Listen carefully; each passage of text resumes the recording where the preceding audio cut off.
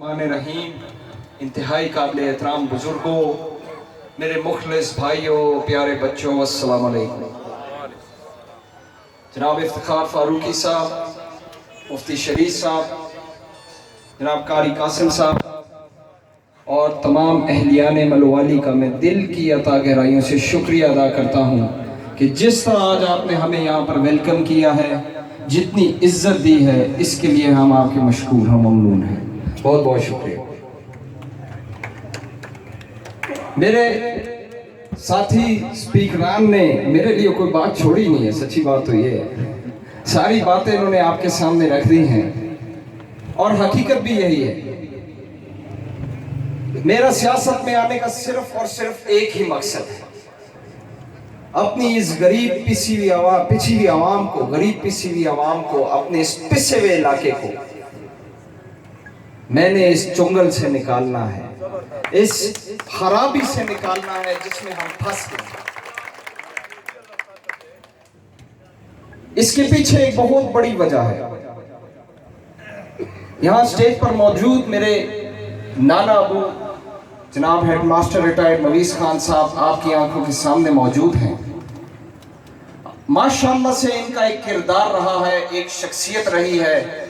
इन्होंने अपनी एक जिंदगी गुजारी, एक नाम कमाया है। बहुत ही अच्छा होता मेरे वालिद मोहतरम मलिक मोहम्मद रमजान साहब भी यहाँ मौजूद होते, लेकिन मैं कुछ बातें कुछ उनकी यहाँ पर आपके साथ शेयर करना चाहता हूँ, आपको बताना चाहता हूँ। ये बात याद रखिएगा कि जिस कैंडिडेट को आपने सपोर्ट करने का इरादा किया है, ये किसी बहुत बड़े अमीर घराने से ताल्लुक नहीं रखता, ये किसी जागीरदार का बेटा नहीं है, ये किसी बहुत बड़े अमीर खानदान से ताल्लुक नहीं रखता, बल्कि इसका ताल्लुक एक गरीब खानदान से, इतने गरीब खानदान से है कि जहां पर उसका बाप अपनी मां के साथ जंगल से लकड़ियां उठाकर मखट शरीफ के बाजार में बेचता था ताकि अपने घर का राशन इकट्ठा कर सके। अल्लाह पाक ने उस पर करम किया, अपनी नेमतों से नवाजा, उसको एक बड़ा ओहदा दिया। उस ओहदे के दौरान मेरे वालिद मोहतरम ने सबसे बड़ी खिदमत अपने इलाके के लिए जो की, वो यहाँ पर रोजगार की फराहमी थी। जहां तक हो सकता था, जहां तक मुमकिन था, अपने इस जिले के जो भी गरीब लोग थे उनके लिए रोजगार का अल्लाह के हुक्म से बंदोबस्त किया। अब आप सोचें कि जो शख्स अपने इलाके के लिए इतनी फिक्र करता हो, दिन रात अपने गरीब रिश्तेदारों के लिए, अपने पड़ोसियों के लिए, अपने अहले इलाके के लिए फिक्र करता हो, वो हर रोज हमें किस चीज की तरगीब करता होगा, हमारी क्या तरबियत होगी, हमारे खून में क्या चीज बसेगी। हर रोज खाने पर हमें इलाके की तरक्की करने की तरगीब मिलती थी।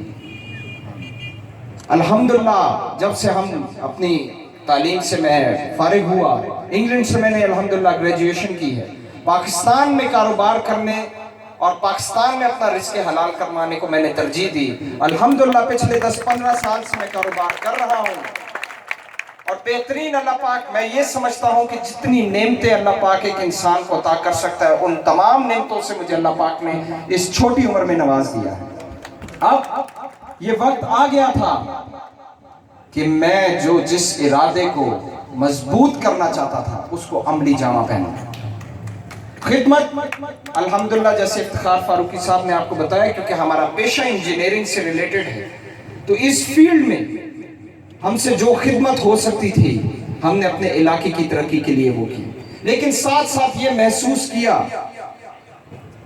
क्योंकि 70 साल का रिकॉर्ड पुराना बाकी है, तो इसको ठीक करने में टाइम भी चाहिए और ताकत भी चाहिए।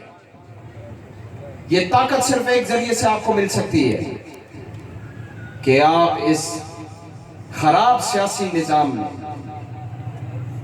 एक नई जगह बनाकर, नई मिसाल कायम करके अपने इलाके को तरक्की याफ्ता बनाएं, अपने लोगों को तरक्की याफ्ता बनाएं, खुशहाली को यहाँ पर लेकर आए। सिर्फ और सिर्फ एक यही हल है और उसके लिए इस सियासी निजाम का हिस्सा बनना जरूरी है। हमने देखा, ऑब्जर्व किया, बल्दियात के निज़ाम में क्या पोजीशन है आपके सामने है।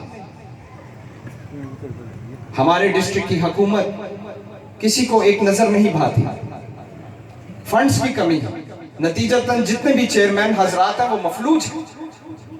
अगर हम यहीं से काम अपना शुरू करते तो जो दिया हम जलाना चाहते थे, जिस बगावत के अलम को हमने बुलंद किया था, वो बहुत पहले ही नीचे गिर जाता और वो दिया बुझ जाता। इसलिए ये जनरल इलेक्शन में बतौर एमपी इलेक्शन लड़ने का इरादा किया। ये भी सोचा कि किसी ऐसी सियासी जमात का प्लेटफॉर्म इस्तेमाल किया जाए जो अगली दफा हुकूमती जमात बने। कोशिश भी की, लेकिन अल्लाह को यह मंजूर नहीं था। कुछ दीगर सियासी जमातों से कंफर्म टिकट की ऑफर थी, लेकिन इस बात को तरजीह दी कि जिस तरह मुफ्ती शरीफ साहब ने फरमाया, वो चिड़िया का किरदार जो अदा करना था, उसके लिए आपको जगाने के लिए आजाद इलेक्शन लड़